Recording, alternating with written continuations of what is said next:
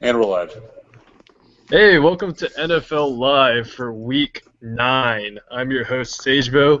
With me today is Dean Craig Pelton. Hey, how's it going?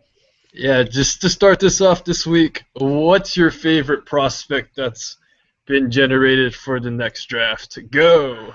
All right, I gotta say I'm kind of in love with it's Patrick Murphy, right? Out of the outside linebacker out of Minnesota. I just really like him. He's been very solid in his time in Minnesota, and I think he's gonna be a real good player. Yeah, I love Patrick Murphy. He's a stud. I Yeah. put him on a couple nominations last season, and that's when I really started noticing him. I'm hmm not at all surprised he's an 82. I'm a bit more surprised that Man Bear Pig was only an 80, though. My favorite draft eligible guy so far is Jarius Darius Jones, the free safety out of Washington that is a lot like the Arizona quarterback. Uh, yeah, he's the perfect free safety prospect. I don't think we'll ever see anything like this guy again. Free There's safety is a big shithole on most teams, and Darius is gonna fill that up for some team in the top five. He's a freak, and he's gonna be really good. yeah, the safeties has just been weak basically up until this point. I mean, Souter's probably the best other prospect we've had recently. So I mean, Yeah, Darius Jones Souter is had a gonna big be. game today. Oh yeah, he did. He got that pick six. Yeah, pretty happy with that. Yeah. Uh, so let's go on and hit up the teams on bye. This week, Atlanta and Minnesota are on bye week. With the Former Atlanta Super Bowl Falcons, champions. man, they're 1-7. AJ Jefferson leads the nation in interceptions. hmm David Wilburn only has 2 for this season, which is middle of the pack. For a corner hit that good, he should be a lot better. hmm If you're in the Falcons FO, what do you think is the first thing you try to address in this upcoming offseason? The first thing I would try to do is I would try desperately to get Randy back on the team, and after that does not happen, you just you just gotta try to build how you built the Super Bowl winning team. You stick with AJ Jefferson. You can't give up yet. Maybe try to get a prospect on the team. Maybe try to get Todd Jennings in the second or third round, see if he'll pan out. But I think the first thing you got to do is help fill in those holes because the Falcons, they don't have a lot of holes. They have a lot of elite guys. They have a lot of talent on this team, even though they're struggling. So they just got to kind of find their way back into things, and I think they can do it. For me, with the Falcons, when I think of the Falcons, I think Achille Wallace on offense, just pounding the hmm ball, and he's done that very well. He's third in the nation in yards before this week, as of the last stats update. They have a really good defense. Everyone knows Wilburn and R.C. Rowan, but they have solid linebackers and Blair Cope, which is a 90 overall defensive end. I think the biggest thing and the reason why Jefferson's throwing so many interceptions is that his tallest receiver is 6'6" Tommy Bowman, which is Yeah. the fifth string guy, and 6'5" Willie Davis in the slot. His two starting receivers is 6 foot Riddick Smith and 5'9" Art Baber. If I see like a 6'5" guy like Tommy Potios out of hmm Georgia Tech come in for them, it'd be a big deal. But uh, you just don't know where the Falcons are going to draft because I feel Yeah. like they're underperforming heavily. Yeah. I feel like they could have better games Mm. And I think the coming into the best future. situation. Oh, sorry. Next, we got. I think the best Oh, go ahead. situation for the No, Falcons go would ahead. probably be if Doherty out of USC declares early, probably because he's looking like he's going to be an absolute stud. So if they could actually get him, I think he's what 6'5", 220 or something ridiculous like that, and he's been putting up monster numbers. I mean, Yeah, that'd be a great fit for them. and even something like trading for Danny Patrick, reuniting the combo. Preston Gold actually leads the Falcons with receiving touchdowns. He has 4 for the Yeah. season. So AJJ Also, I still think loves his tight ends. Bo Maybe Woodall's that's coming an out this year option. too. I think Yeah, so. They get. and there's some good tight ends in this class. hmm Donnie Avery out of Notre Dame, the Baylor guy. Yeah. They have options. Yeah, they do. So Minnesota Vikings. You have them at 6-2 right now. Their only losses this year are to the Carolina Panthers and Green Bay Packers. Do you think they come out of that NFC North on top? Do you think they win the division? I always think when you're betting on the NFC North, you bet with the Vikings just because they've been the proven team. They're basically kind of like the Patriots of NFLHC, just because they're just kind of dominant compared to the other teams, especially offensively with Fardell and Henson. It's just a tough attack to stop. And I think Henson's having like a monster year. This is probably an MVP caliber season for him. Yeah. And ALWL, when he wants to be on his coaching game, he's on his coaching game. So they're tough to beat. Yeah, I think, and Loins don't hate me, but I think the Lions are overperforming so far this season. They're 6-1 right now, and I mean, LeCount is good, but LeCount is only an 81. Like, he's putting up really crazy numbers for a guy that's his rating. And the Lions' defense is also very excellent. But I think right now they're overperforming. And Green Bay is good, but they've already played the Vikings twice, and they split the series. Yeah. So I think the Vikings go on to win the NFC North. I mean, anyone can win that division, and I wouldn't be surprised if anyone did. But I always like to bet on the Vikings, like when it comes down to it. Yeah, they're good. They're crazy good. Yeah.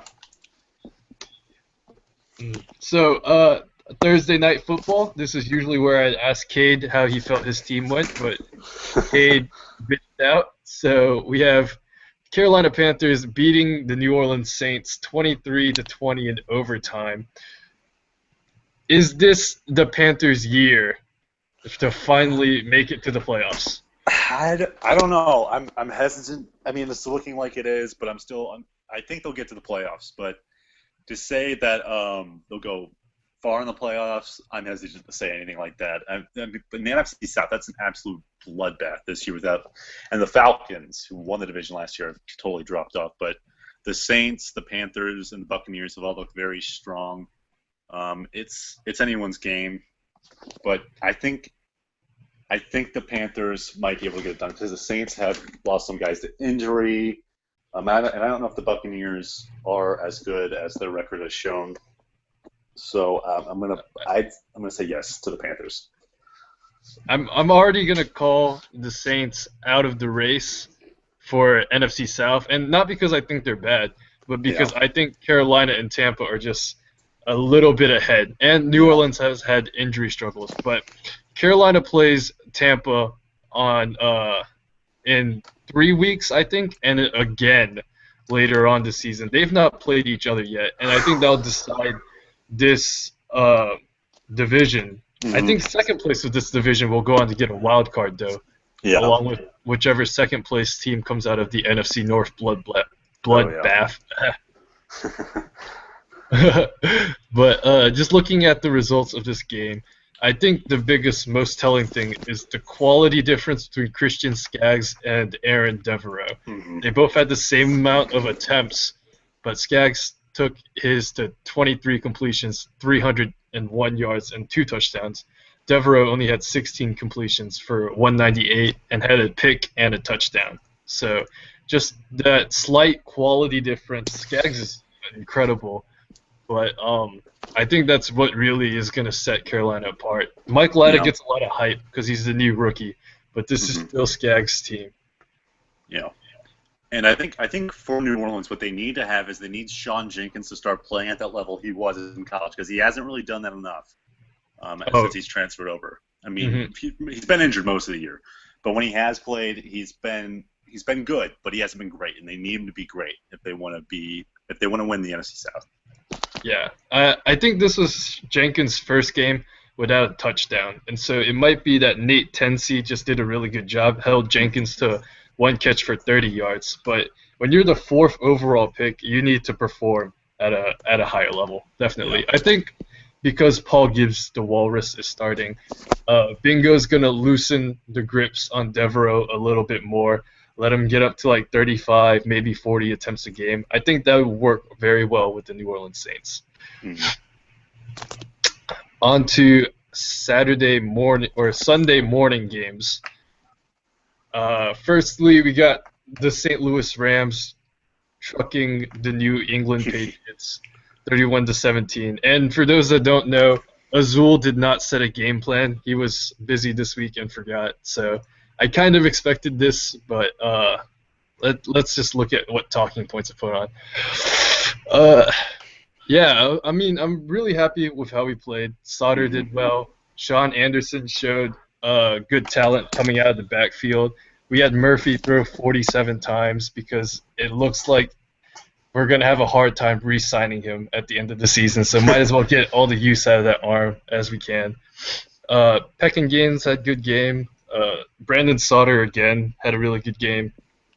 Lay Davy, after not putting up any collegiate stats, has been probably our rookie of the year so far. I'm pretty happy all around for the Rams' performance, but with New England, I'm starting to question Lawyer. I was really high on Lawyer coming into this season. I had him as the 4th best QB behind the top 3, and right now he has the lowest QBR of every starting quarterback. I don't know if I blame him too much right now. I think as we go into next year, if he keeps performing like this, that's when we have a sign of concern. But right now, he's not on a good team. And by the way, New England, not a good year to tank because I think they actually gave their first-round pick to the Giants. They did, yeah. Yeah, so the Giants are now salivating at 2 very, very high picks in the NFL draft coming up. It's just I don't know how they're gonna fix this right now. I think the Patriots might be in one of the worst positions moving forward, even with young guys like Lawyer Johnson. But I don't think Lawyer Johnson's the problem, and I think they're gonna need to have one hell of a draft without a first rounder that high. That would be high. It's gonna be tough. What I could see them doing though is bringing an experienced veteran QB, letting Lawyer develop for his sophomore year, and then stick Lawyer back in later. Yeah. By my count, there's 3 solid QBs that may not get re-signed. That would be Murphy, Javier Fields out of Washington, and Kareem Taylor for Tennessee. And so Murphy's a franchise guy for sure, but the other 2, they're more like the journeyman QB that comes into town when you need him. Maybe that would be a solution for New England, or they're going to really struggle next season, especially with how good Buffalo is doing this year, and we'll get to that later. I think like a running back would probably help New England as well, because Hadnot's not cutting it, I don't think. No. No. And I can't even point at the problem with New England. I think there's just so many. They're just not good enough. Yeah. Like defensively, offensively, they just don't have enough pieces. Yeah. And speaking of Buffalo, they knocked off the Seattle Seahawks on their way to a 3-game winning streak so far. Story of the season right here has to be what FSU alumni has done to Erasmus McCready. Ever since he took over as the head coach, McCready has been like, wow, I thought McCready was going to be bad this year. I was really surprised when Buffalo took him in the 2nd round. And McCready is this year's Harry Simmons. Yeah, I mean, they put up like similar numbers in the combine, so I was never too surprised with McCready's performance, like when it started to actually pick up a bit, and the right system. And I think the thing with Buffalo is they started off with one of the hardest schedules going in, and now they're showing this team is not a bad team. They were just an unlucky team to start off the year, and they're starting to actually get it on the other side, get those good bounces for them going forward. So, I mean, and this one was almost absolute domination. They were up by 17 in the 4th quarter. It's not like this was really it was a close game for most of it, but Buffalo always had the upper hand. Yeah, they went they went touchdown for touchdown with a very good Seattle team. Looking at their future schedule, they have Pittsburgh, the Jets, the Pats, the 49ers, the Chiefs, the Titans, the Dolphins, and the Pats again. I think they might only lose 2 of those games. Yeah. I think they may lose to the Jets and may lose to the Dolphins, but that would be a hell of a season for them. They'd finish 9-7 as an Yeah. expansion team because they look really good right now. Mm-hmm. That'd probably What be about- the best expansion team too, because maybe Pittsburgh, or Tennessee, I guess too. Mhm. The expansion teams didn't roll over this year. I feel like they've played very well. Yeah. I can't think of one that really stands out. Even the Eagles, they may not have a good record, but they're playing games well. Hmm. But the Seahawks are. I know Cade is super high on the Seahawks, so I was gonna pick on him a little bit here.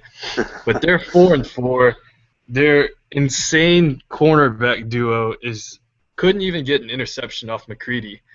I think the problem with the Seahawks right now is their lack of an explosive playmaker. Yeah. When Xander Williams was in Cleveland, he had Ray Lee Marconi, and I mean, a lot of people may laugh at that, but Yeah. Marconi, he's fast, he's short, and he just makes things happen. He doesn't have that kind of guy here in Seattle. Mm-hmm.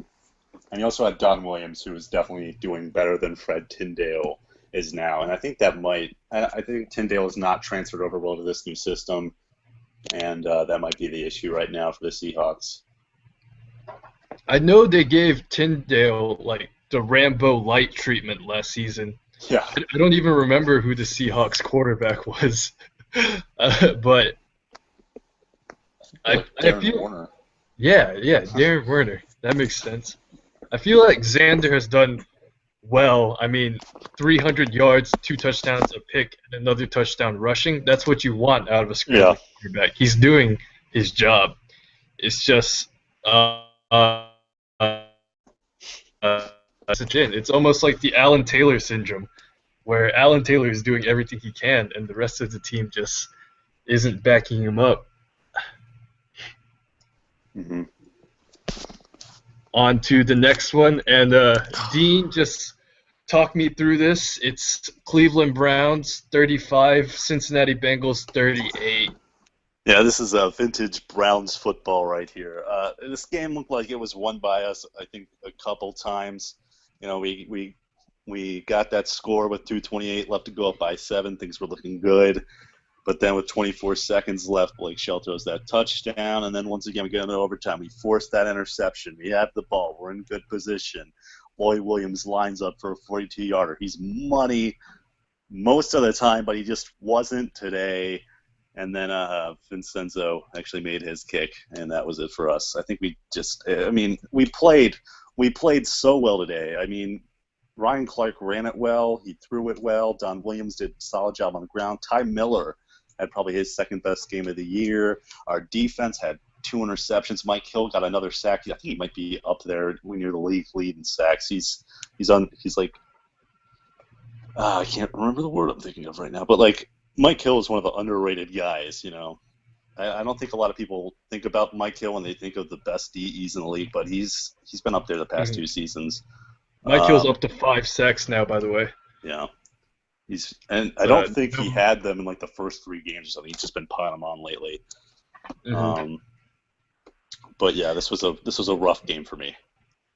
I thought the best player played on the losing team. I thought Ryan Clark was the best player on this. And like, I mean, some people laugh at that. Like, why would the best player play on the weaker team? But Clark went 15 for 23, 229 yards, a touchdown, and ran for 2 more. He had more yards than Buzz. Like, I thought he played his heart out. But when I look at this, it's got to be on the defensive side for Cleveland. Mm-hmm. Ryan Mitchell tore you guys up. Yeah. But if you guys can translate that offense going into the future and just shore up the defense a little bit, you guys should be easy sailing. AFC North isn't too terrifying this season. It's nothing like last season. Yeah.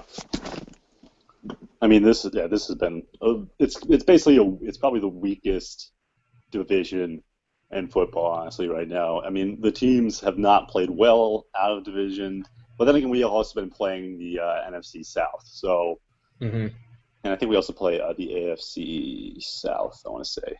as well. Yeah, yeah. So at least I know we play the Dolphins. I don't really.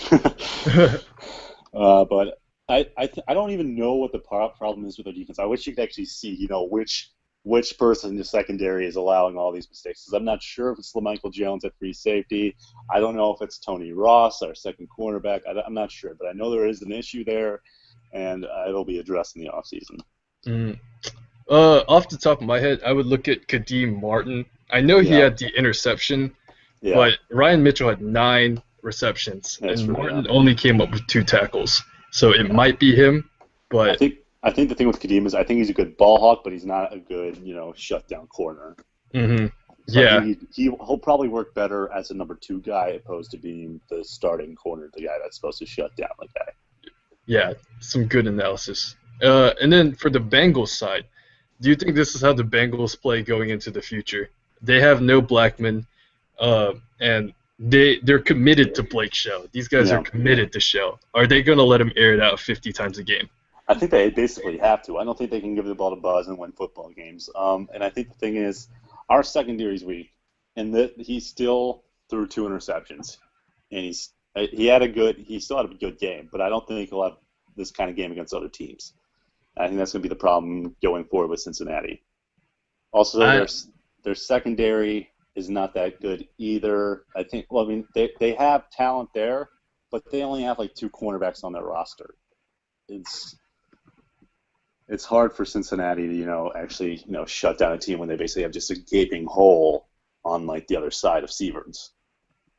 Mm-hmm. Just a quick note to the audience. It's storming where I am right now, so if I cut out, it's because Mother Nature hates me, but I'm going to try to continue until I can. Yeah.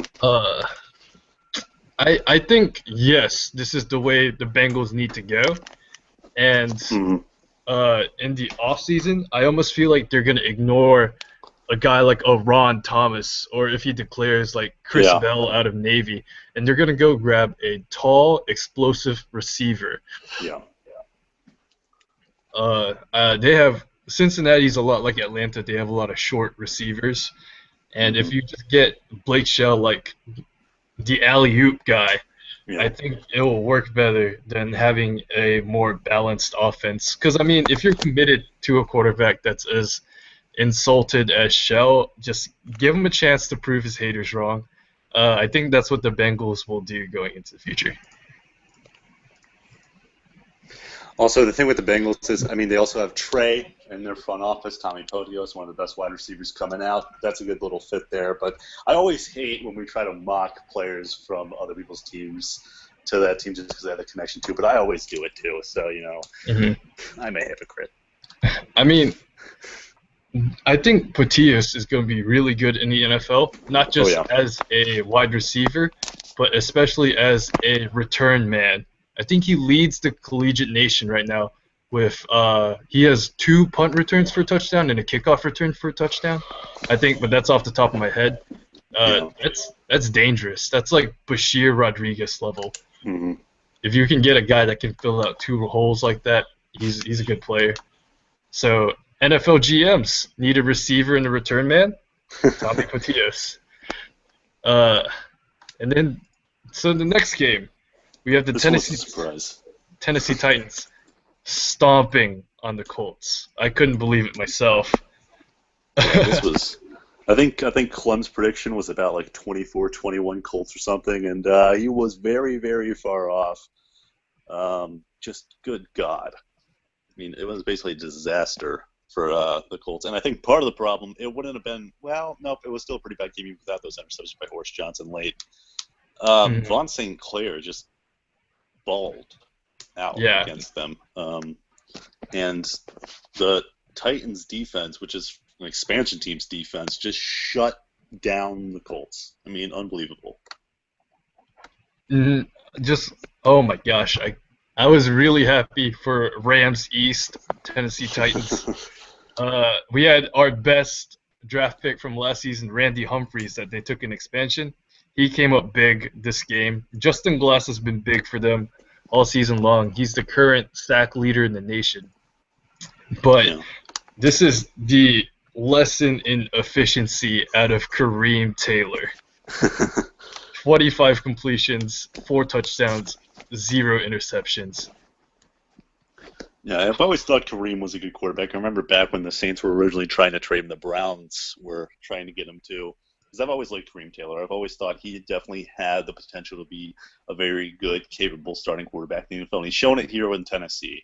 And I hope they decide to keep going with him forward. I don't know. I do not know why they wouldn't, but some teams are weird. Also, the weird thing is with Indianapolis, I'm not even sure how they did this poorly. They have Greg Bieri, who's a good quarterback. They have Tony Peaks, who's a good running back. And their offensive line rating was an 8.2, so it's not like they were just shut down on the lines. I don't understand how this happened. And another thing, Mosey Bartos have been low-key tearing up the league. I came into this podcast wanting to hype him up. I saw the game, Bartos, 2 receptions for only 30 yards. And it's not like he was going up against elite competition. Tennessee's best cornerback is a 79 Donald Edwards. I think that quarterback might just be sneaky great. I'm not exactly sure. Mm-hmm. Is that the guy at FSU, or is that a different guy I'm thinking of? Ooh, I'm not sure. I'll go look real quick. But I do know Donald Edwards came up as the best, or 1 interception, 4 tackles. But one of the interception was in garbage time against Horace Johnson. Yeah, that's true. He is out of Mississippi State. So that's actually a team that's, surprised some people the years past, but not until this year they really got it together. So I'm not exactly sure. Maybe he was good in college and just no one noticed him, and then Tennessee took a flyer on him and turned out to be great. But and again, I don't know if he's actually a rookie or not. He might be. He's a second-year man or third-year man. He's got a 2 next to his name. He's like some veteran guy, but he just pulled it together, shut down Mosey Bartos. Do you think Indy moves on from Greg Biera? I think that'd be a mistake. I don't think that'd be a good move. I don't think that's where their problem lies. I think it's probably in the defense right now, because I think they had some gaping holes that were not filled due to some very, very poor draft strategy. So yeah, I don't think that's where the problem lies in Indianapolis, because this is a team that went to the Super Bowl, right, with this offense.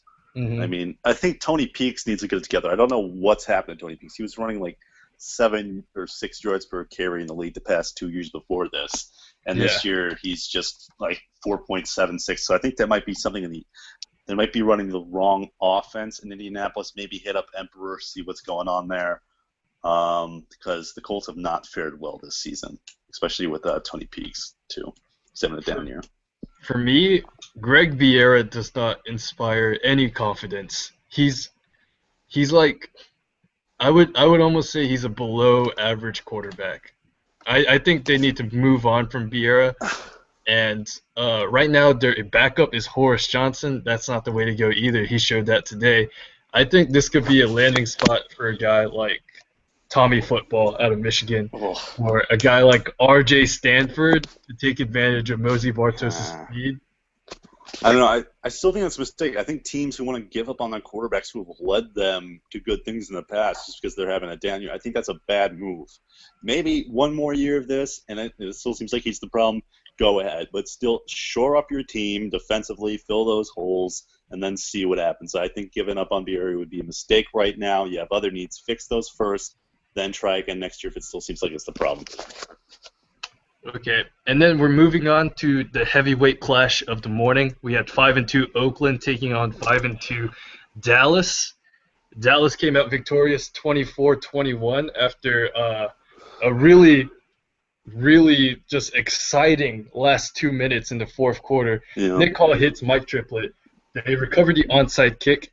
And just a few plays later, Nick Hall throws an interception to Romulus Jackson. Yeah. Dallas ices the game. Von Abraham is a bad man. Is a very, very, very bad man. He just tears up defense. This good defense. It just tears them up. And that offensive line in Dallas is not a thing to mess with. Oh, man. Like, I almost want Dallas to be more balanced, but when Abraham rushes for 155 yards and a touchdown, they don't need balance. Okay? they just need to keep doing what they're doing because Abraham's getting the job done. 155 yards, a touchdown through the ground, had 2 receptions for 33 and a touchdown through the air. He's a monster. Oh yeah. Oh man. Him and Chester Henson, you just look at their stats and you go, God damn, these guys are so much better than the rest of these guys in their positions right now. They just are. I guess maybe Marcus Berry's up there too, but I wouldn't put him up there, even though I'm an Ohio State homer. I would put Akili up there. That would be like my trinity of running backs. It'd be Akili Wallace, Abraham, and Chester Henson. I think Akili's below them. I think he's in that second tier. Mm-hmm. And then this is also another game. Nick Hall throws 50 times. Yeah. Do you think this is just the way for Oakland to go, and they were just unlucky today, or do you think they should start almost giving Chester? I think this happens like every year with Oakland. They start out balanced. They started winning some games, and then Alien gets something bad happens to the Raiders running backs, and then they say, okay, well, you know what, I guess we're going to have to go more pass heavy, and then Oakland loses more games and they don't become as real a threat as they can be.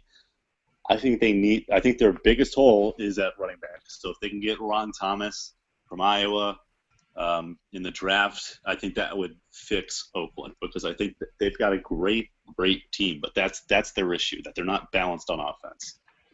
Yeah, I would agree. Mike Triplett, Marvin White, elite wide receivers. They are a terrifying wide receiver duo. Everyone knows Nick Hall has an arm, and we knew this going into the season. I mean, some people had Oakland winning the AFC in the preseason. Right now they're 5-3. They still have a good shot at it, but Dornbros hasn't panned out at all, which is a huge shock to Danger. But and a lot of other people too. But I did not. I mean, I was not sure. I wasn't as high on Dornbos as some other people were. But I did not think he'd turn out like this. Him and Buzz just putting up similar numbers, just huge letdowns. Maybe they'll pan out in the future, but right now they're not what their teams need them to be. It's like the entire running back class from this last year. I know the Rams are a little bit disappointed in Sean Anderson. Yeah. And Michael Shoemaker, I don't know if he's still hurt or not. I haven't heard his name in a long time. Those were like the big four guys coming in. But right now, it's Mike Latta, Nick Engelberger out of the Steelers, and whoever Arizona's running back is. I think those are Joseph Bowen out of Purdue. Yeah. Those three guys are really kicking it on, whereas the top-tier running back prospects just aren't cutting it. Mm-hmm. And then the surprise. Oh, go ahead. We'll finish up and then we'll move on. All the people we did not expect to be, the sleeper guys, the guys we were like, okay, maybe he'll turn out to be good in the NFL at running back. Those are the guys who pinned, and all the guys who we thought, yes, this guy is good, this guy will be a good starter, just didn't pan out for whatever reason. I don't know what it is, but that's what seemed to happen with this running back class. Yeah. And then, is Dream still there? Yeah, he's hold on. Let's get Dream in just for this next game. All San Diego Chargers versus New York Giants.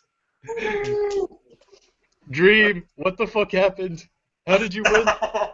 Okay, so I was like, okay, I'm playing Weiss's team, so I'm going to start Dick Cook for this game for just like the maximum shitstorm. Because if Dick Cook does terrible, whatever, we might start Dick Cook for the rest of the season to like fulfill the tank, and that way we get like Shea or Tommy Jones or whatever.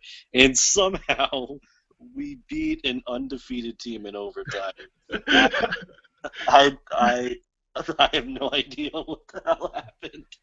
Looking at the stat line, you guys are running the triple option, right? Well, I'm not going to answer that question. No. Okay. But Dick Cook threw 26 times. Yeah. Holy shit. I don't think he ever threw that much in college. I hope he didn't throw that in college. I think part of it was, I did play slightly more pass in the offense than I am running, but I think because I did that with Kotar and he only threw 14 times, and he was pretty efficient whenever he did it, but obviously Kotar isn't going to win us any games, and he didn't for the first 7 games. And I guess because we went into overtime and because it was a close game, Cook threw more, and Dick Cook showed up. He threw 2 interceptions, but he showed up and he played far better than I expected him to. Because he went I'm pretty sure he went 1 for 5 against a backup defense at one point when he came into a game late because Kotar had just completely blown the fucking game. So I don't know. I am just as surprised as the rest of Lightning that we won this game. I laughed for 15 seconds when I saw that we had. I'm still laughing. when I look at the Giants, though, the man of the game has to be Kenyatta Henderson. Oh, yeah. Oh my God, the guy's an animal. Yeah. You guys are heading into overtime without the momentum. San Diego just tied it up with 2 seconds left. Next thing you know, Dick Cook throws an interception to Stephen Elliott. The Chargers are driving. They have everything on their side. And all of a sudden, Kenyatta Henderson with the strip sack on Will Thompson. Oh, my God. I just realized both teams had starting quarterbacks from the opposing, because I'm Will Thompson was a USC guy. Yeah. Dick Cook FSU. Fun fact. Yeah. And I think the thing with this game that happened was I feel like Dick Cook just might be more comfortable in passing than Aaron Kotar is. I think Kotar might just rely on his legs more too. I think that might have been why, Dick Cook's numbers went up too. And Kotar's like, I'm shit at throwing. I'm going to run it. Maybe Kotar would be a good fullback or tight end. I think he'd make a good wide receiver, and I kind of want to try it out, but I don't want to pay it. I don't really want to pay him because I feel like that'll be those joke things that goes up pretty high, and I'm just like, I can't afford this. But I don't know. It's just Dick Cook. This probably his ceiling is probably going to be this game.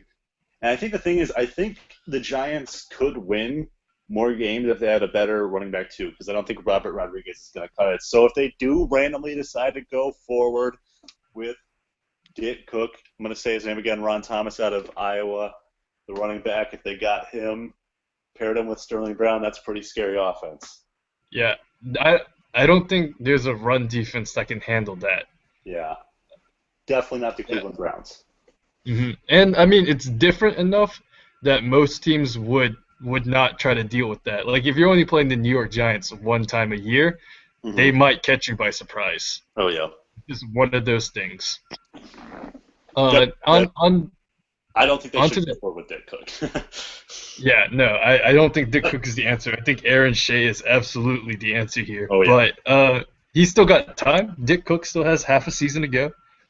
But on the Chargers side, undefeated going in against the winless New York Giants, and they lose. Do you think the Chargers have been overperforming all season, and they finally, or do they think they were just caught off guard?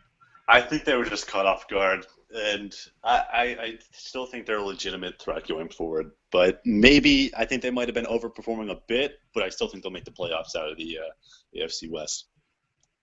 I still have them as the favorite to win it. Yeah. But, I just think they're a very solid team all around. Sean Cole with an uncharacteristic fumble. It is what it is. These games happen. Last game of the morning before we go into our afternoon previews, it's Kansas City taking on Philadelphia in the Battle of the Scrubs. What do you think? Well, what's your thoughts? Anything? It kind of amazes me that Kansas City is able to actually win these games without I understood the Giants game because if you have that's the exact type of fit they needed to win the game. They needed a team that likes to run the ball because they're built without cornerbacks basically. And a team that actually has Ken Eller, they should have done a little bit better, I think. But I guess this is just another team that also is not just fully there yet. So Kansas City, surprisingly good. Thomas Wheeler, good enough going forward, I think. and maybe the Giants were dumb to trade him. Maybe not. Who knows? But probably dumb to trade him.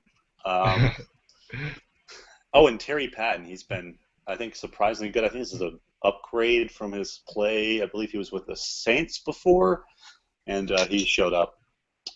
Yeah, Terry Patton's having a pretty good year. Yeah, so KC, they just need the secondary, and then they'll actually be built like a good team. Because their offense is basically there. I know Ken Eller has his supporters and has his haters, and his supporters are going to say Ken Eller's game this week was amazing. I mean, he only had 7 incompletions, didn't throw a pick, 300 yards. He was on point all game. But you got to realize this is against the Chiefs secondary.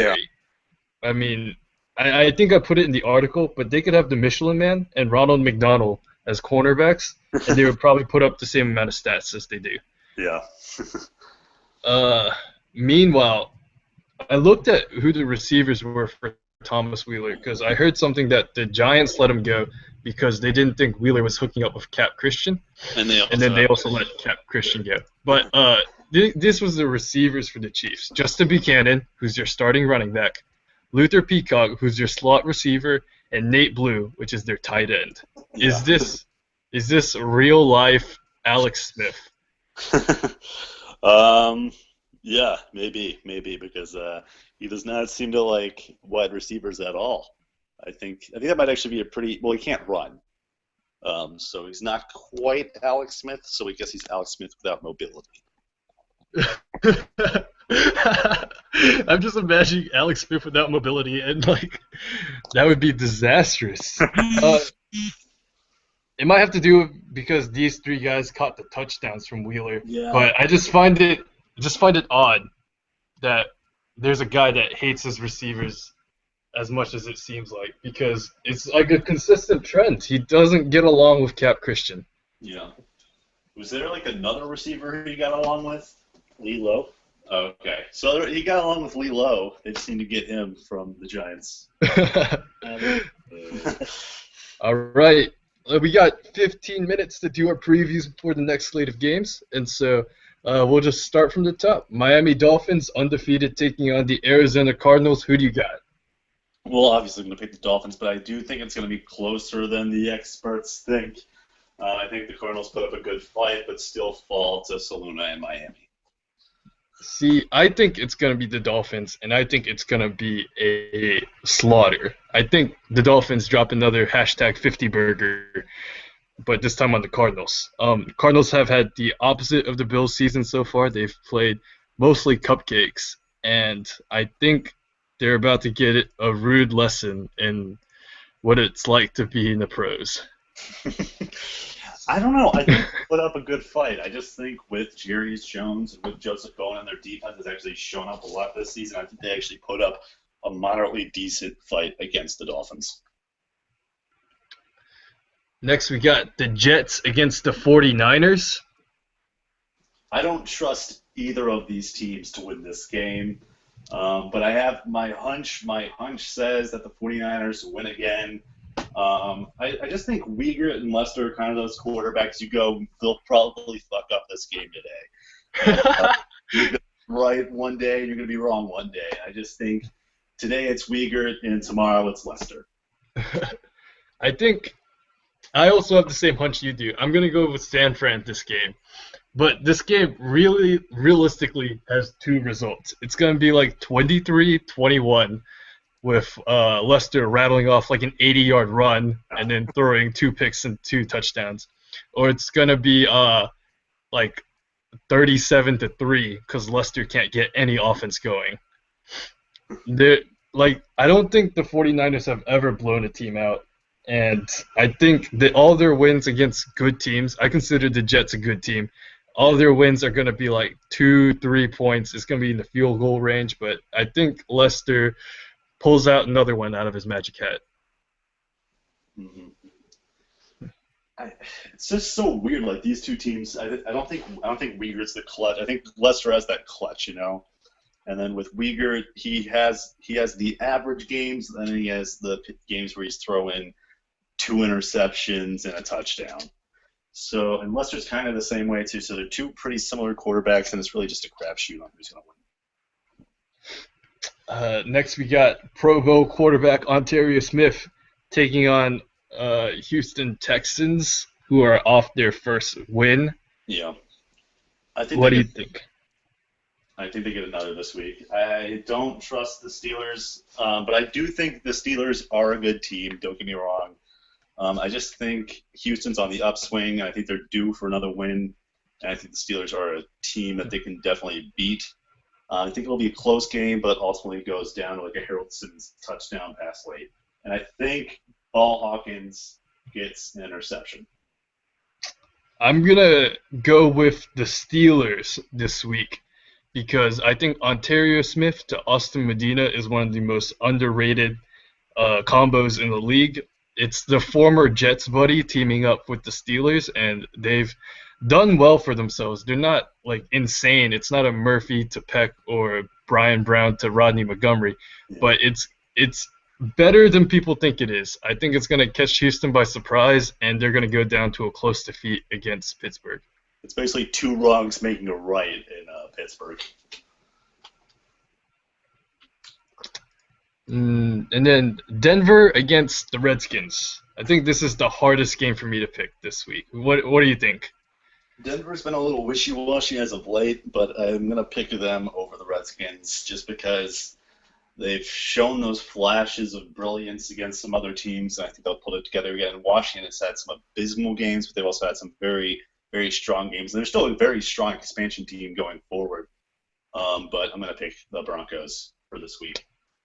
I'm going to pick the Broncos as well, and I think it's going to be very, very close. It's just that these are both two teams that are on two-game losing streaks. But at times during this season, Denver has looked very, very good with, I think, Will Thompson is their quarterback. No, who's it? Darren Werner. Yeah, Werner has looked really good. He's been extremely efficient. They're finally letting up on Rambo and not running him into the ground.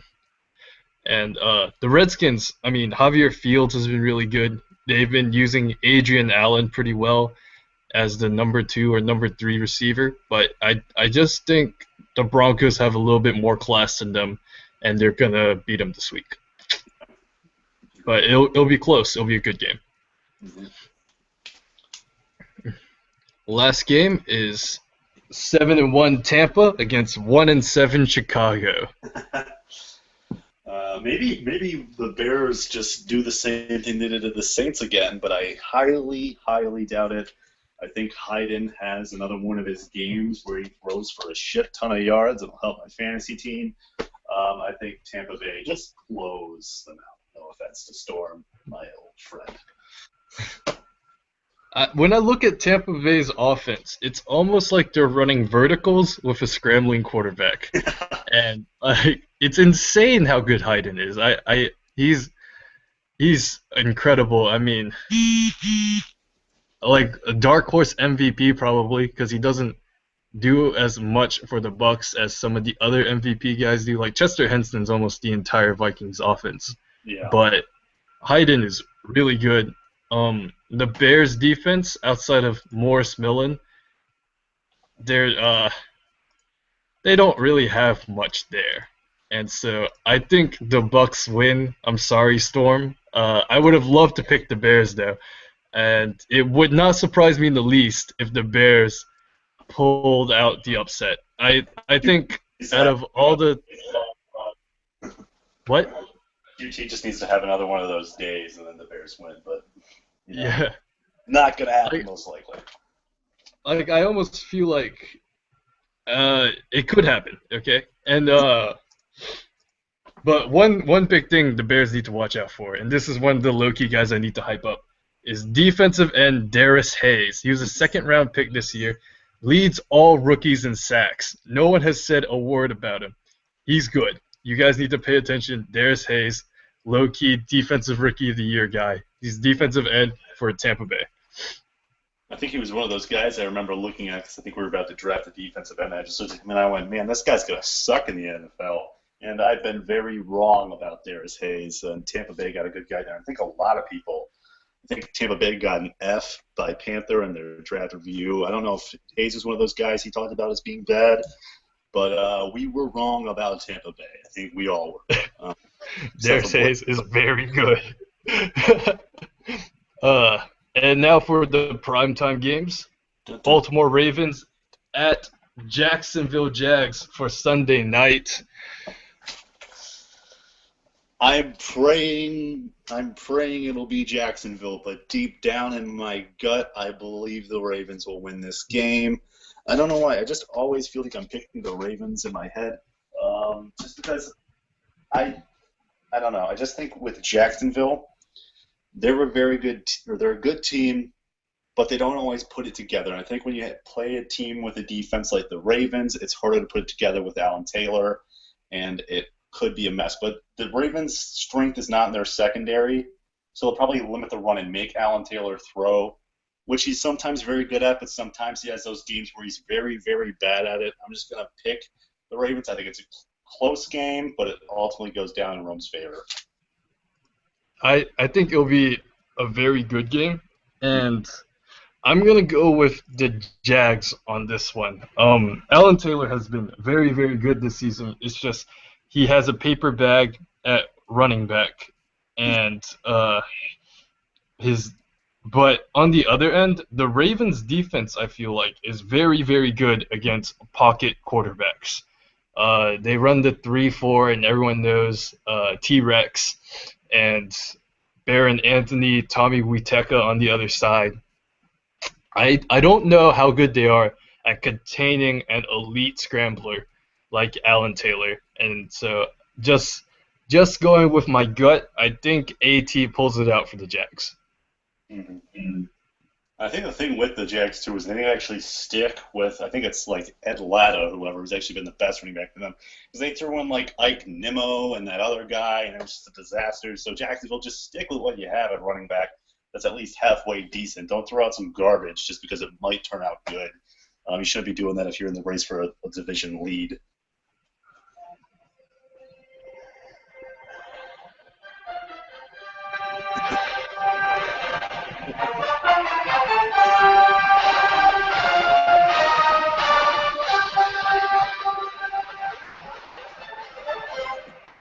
All right, Monday Night Football, the Packers against the Loins. Oh, what a game.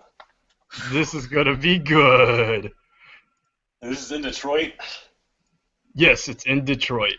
Okay, this is a tough one, because I think these two teams, I think they probably like match up pretty well. I mean, oh God, the NFC North is just like all basically pretty good teams, and then the Bears for now, but the Bears will be good again in the future.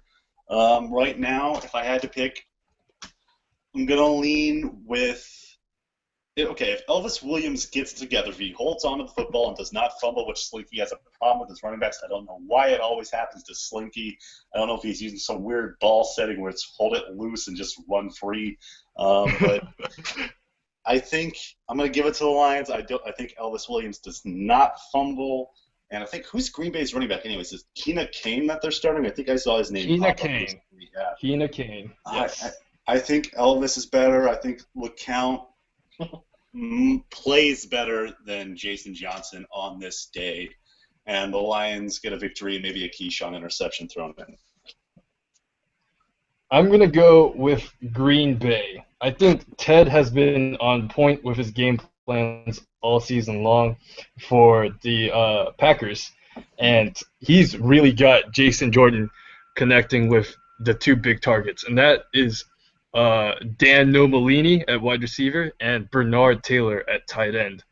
And Taylor is one of those guys that I feel like is a matchup nightmare for any team that faces up. Do you stick a strong safety on him or an outside linebacker? I mean, he's up there with Scott Howard in that top tier of tight ends, and I feel like that's really what is going to give Green Bay the edge. It's going to be Bernard Taylor as the matchup nightmare. Yeah. And I think, I'm trying to actually think of who the Lions, they have a pretty good inside linebacker, I think. But I don't know about their. I don't even know who their outside linebackers are. I think they got Ray Truax from the Bengals a few years back. And I think they have Mark Craig as well, but not 100% sure on that. So I don't know how that'll line up with. But I don't know. I think Keyshawn could shut down Nam. And I can't even name a person on the Packers defense, I don't think, besides Mike Taylor. Yeah, I was like trying to work it out too, but they have a really good cornerback in Dave Stokely, which I think will match up with Faneca pretty well. But I think they also have Antonio Birch from Mhm. Michigan, which is god awful. Antonio Birch. Oh God. Did people know like the Rams wanted to trade up in the first round to grab Antonio Birch, and by God, I'm glad we did not.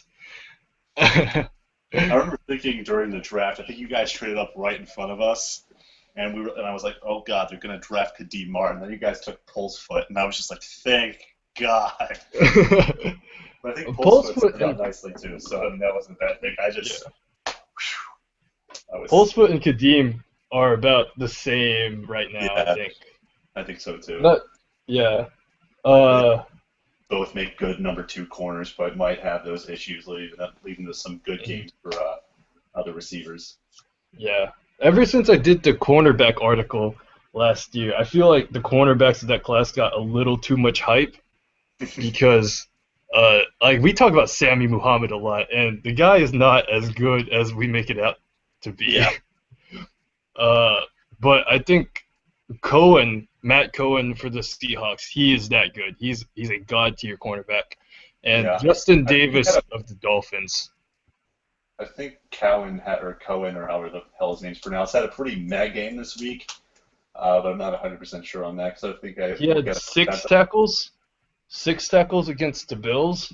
Yeah, but I don't know. Oh yeah, I don't actually know who he's going up against, but I mean the Bills did kind of perform. I have no idea who the Bills are, so I don't really know. But yeah, I was a little underwhelmed with Matt Cowan this week. But maybe he actually did a shutdown job and it was the other guy, or Corey Quinn's fault. Mm-hmm. We're the same. Yeah. So game should be up soon. It's 4:00 by my count. Same. Alien Saluda, please save us. Actually post the games or no? I'm not actually sure about that. I've wondered. I think I heard someone say that Alien can move the games from the private unseeable place to the public place, but I'm not sure either. Yeah, because I think I've heard it, like, people will be like, Alien, please, and it's been like 10 minutes, like, nothing happens, but I don't know.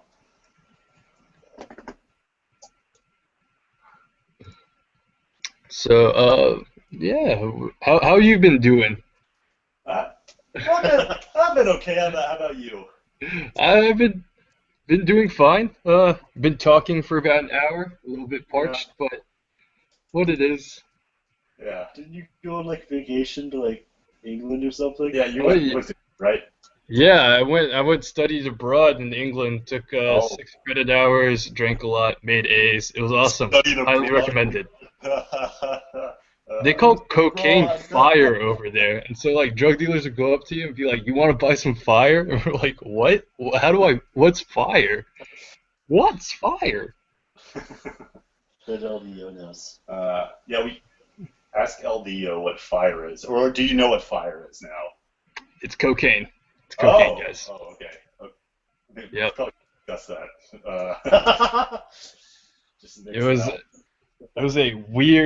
It was a weird trip, but I'm glad I went, and highly recommend it for anyone. Are you talking about cocaine or England?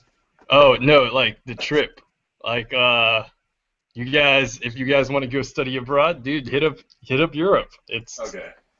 It's exactly what the movies make it out to be. I don't think you trip. Yeah, I don't think you trip like that. I don't do drugs. God.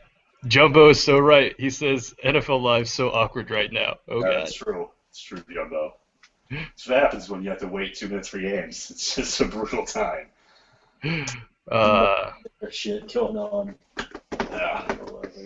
You know what? Fuck it. I believe in the Bears. The Bears are gonna pull this one out.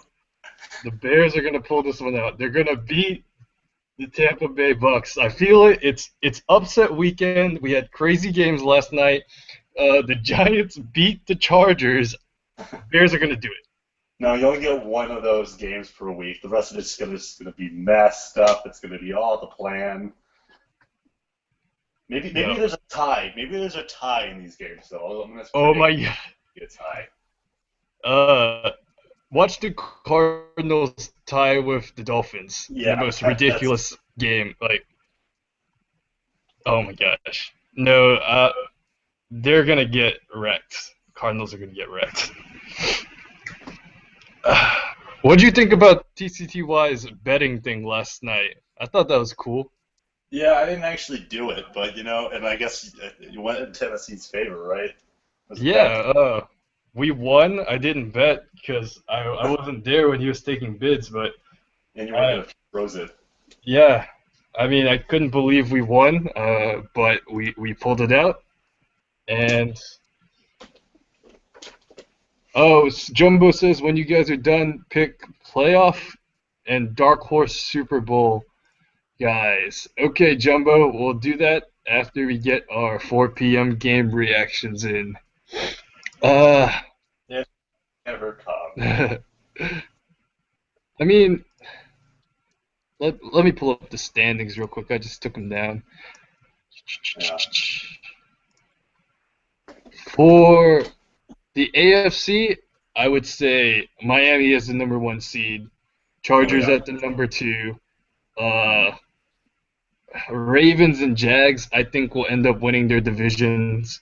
They'll go in at 3 and 4 in some kind of order. And then wild card, the Jets will be a wild card, and the Raiders will be a wild card. I'm gonna one of those. I'm gonna throw in Buffalo randomly at 6, bump the Raiders up to 5, say the Jets randomly miss out on the playoffs to a weird Buffalo fun.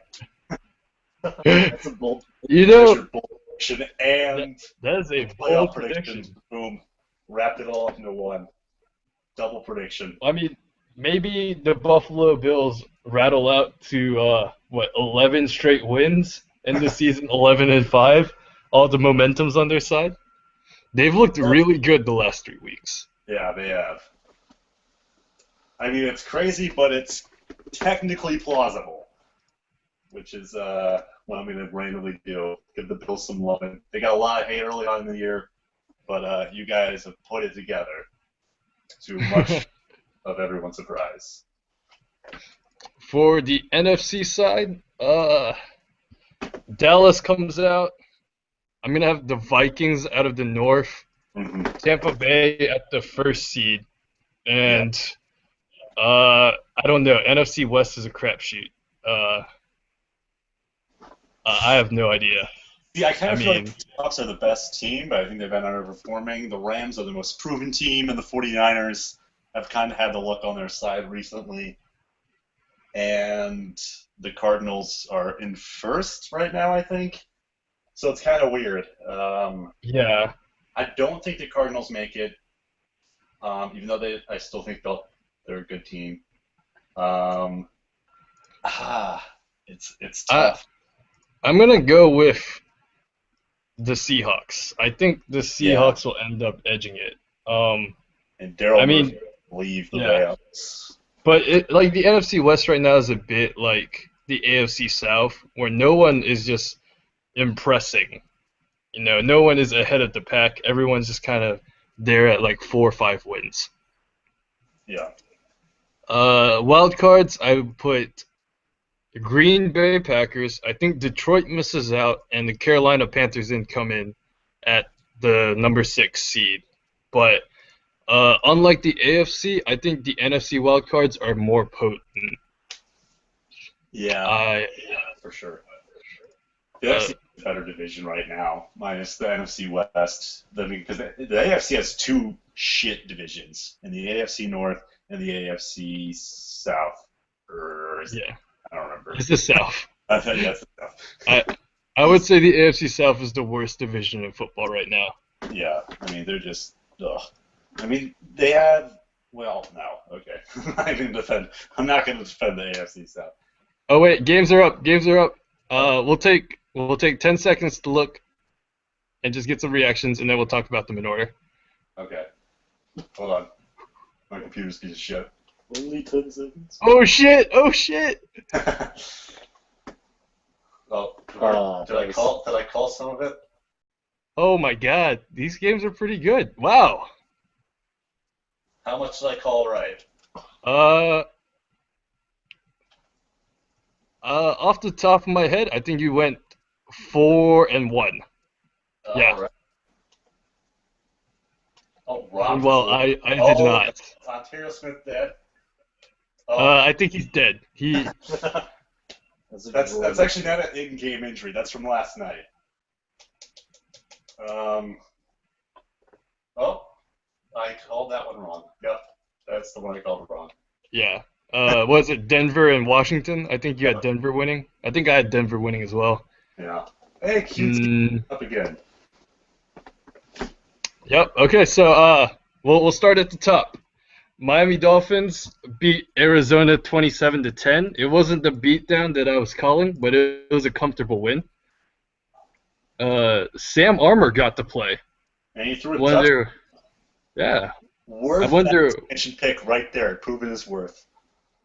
Oh, Sam Armour came in because going into the fourth quarter, Miami was up 24-3. I wonder if he got pulled right after he did that too. After he throws the touchdown, because he got a close stand again. They're like, Sam, get out. You just did good. Get out. It was a pretty solid game for the Cardinals. They ran the ball well. Jarius had a pretty safe game. I mean, one interception, but that's gonna happen with a rookie.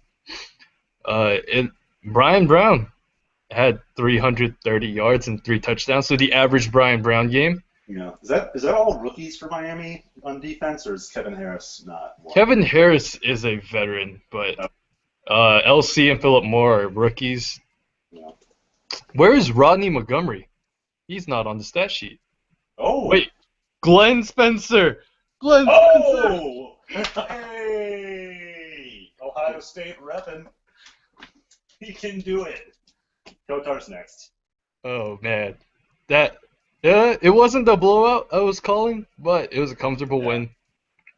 Closer than the expert thought. Yep, closer than the expert thought.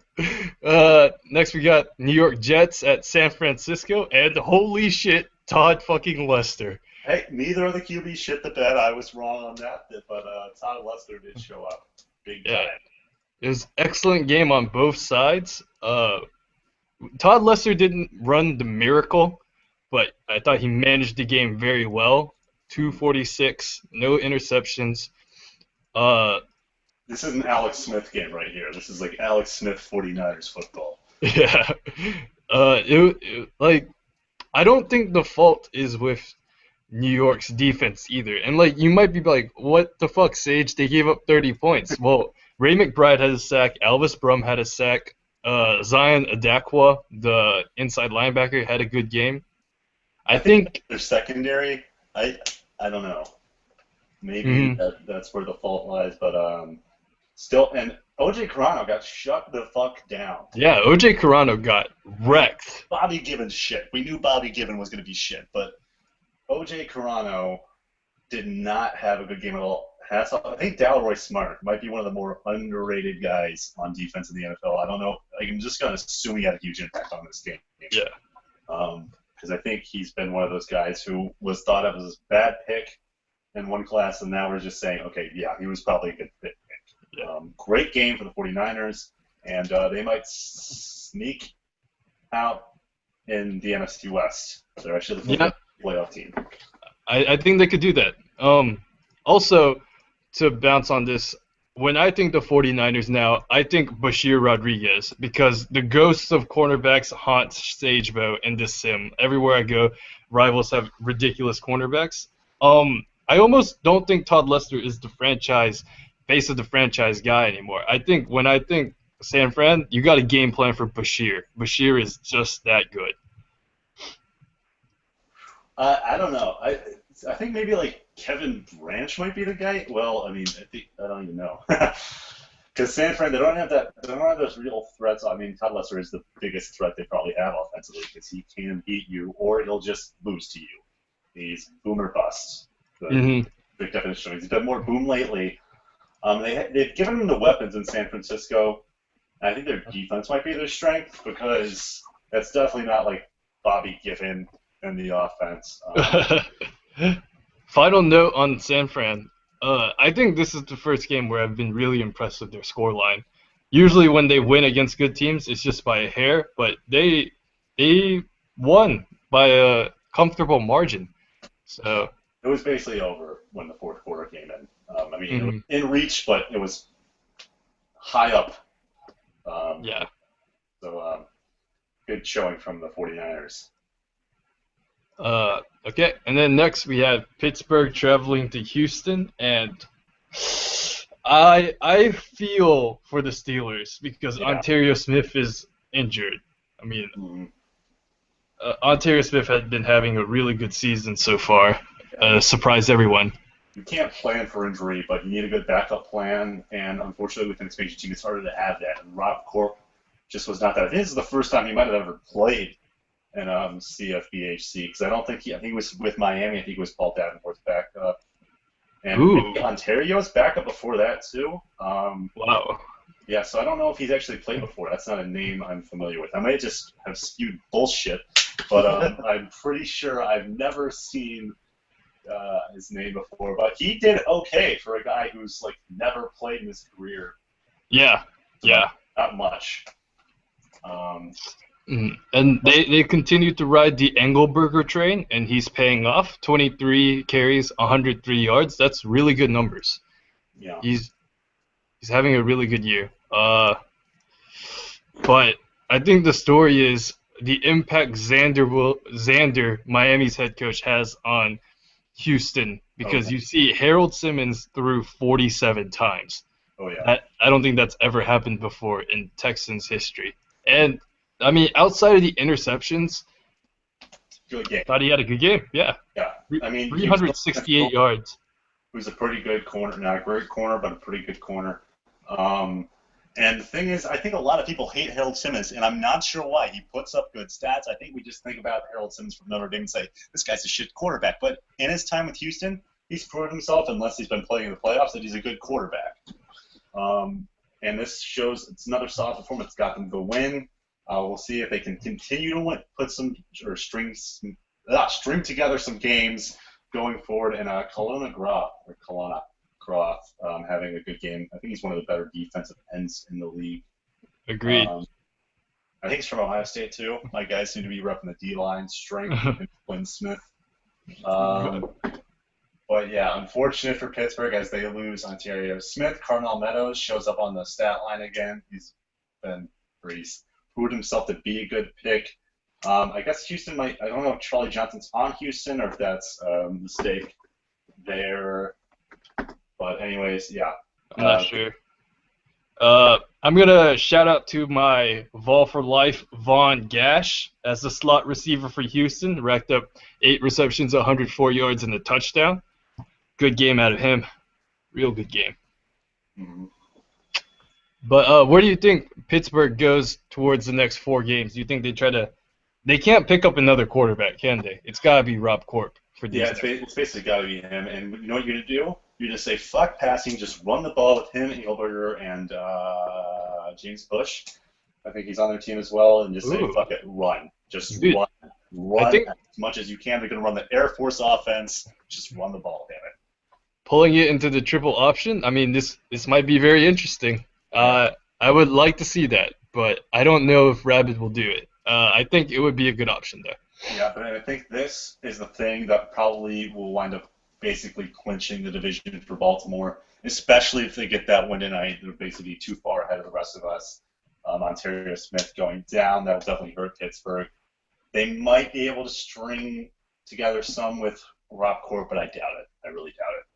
Mm-hmm. Yeah, I do too. It'll be a hard next 4 games, but Pittsburgh has been really admirable this season. And then one of the games that we were conflicted about, Washington beats Denver by 2 touchdowns. this Yeah. is a surprise to me. Javier Fields, holy shit. Yeah. Oh boy. I mean, this is a guy that a lot of people doubt, and Atlanta was definitely one of those teams that doubted Javier Fields. But they won a Super Bowl with him. He is a Super Bowl winning quarterback. They'll always have that title with him, like Ontario Smith Pro Bowl quarterback. But Javier Fields is a legitimate franchise quarterback. Pay the man, Bright Falls.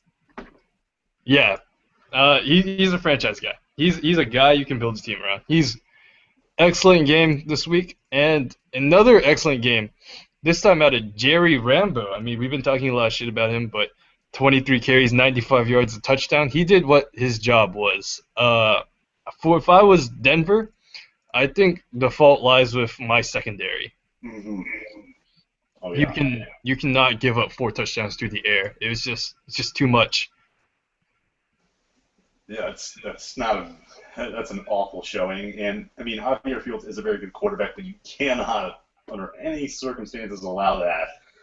Darren Warner is not the type of guy to match that in a shootout. So I mean, Denver needs to strengthen that secondary probably going forward. I'm not exactly sure who they have back there, but it's not good enough right now. Off the top of my head, they have former volunteer cornerback Reggie Griffin, who made the stat sheet as their number 1 CB, and we traded them a strong safety in the trade for the pick for Brandon Sauter.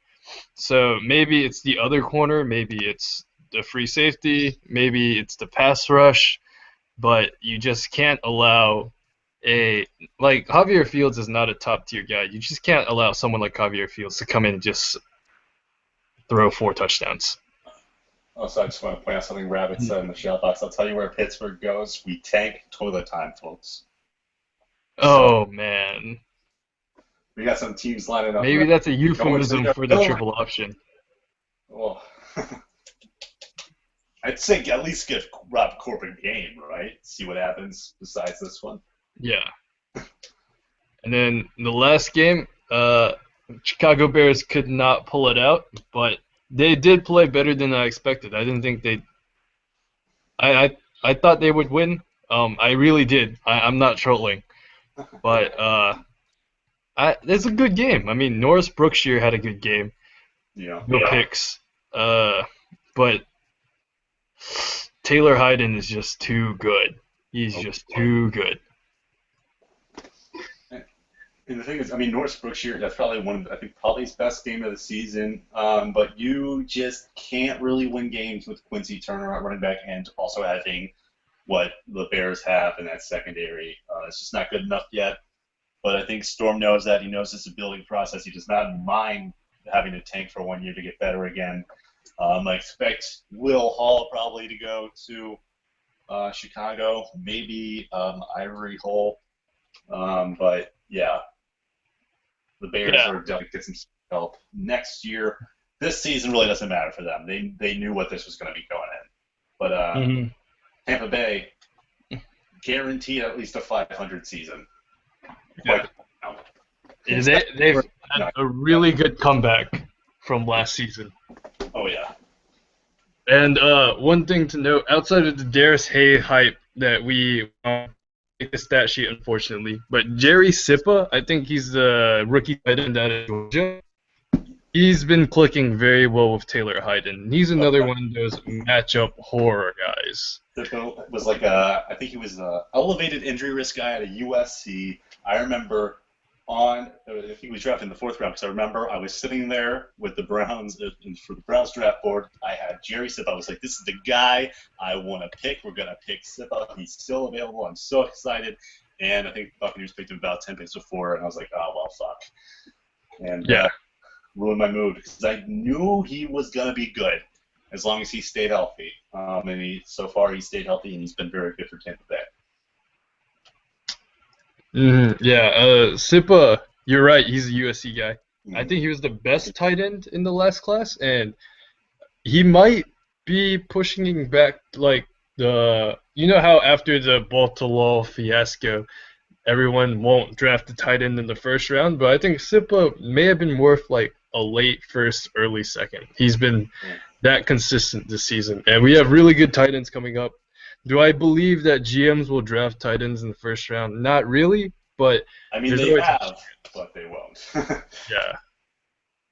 So I think that's it for the show. I want to thank all the listeners for tuning in, and a special thanks to Dean and Dream for participating in my little NFL Live podcast stuff. But yeah, from all of us here, thank you, and we'll see you later.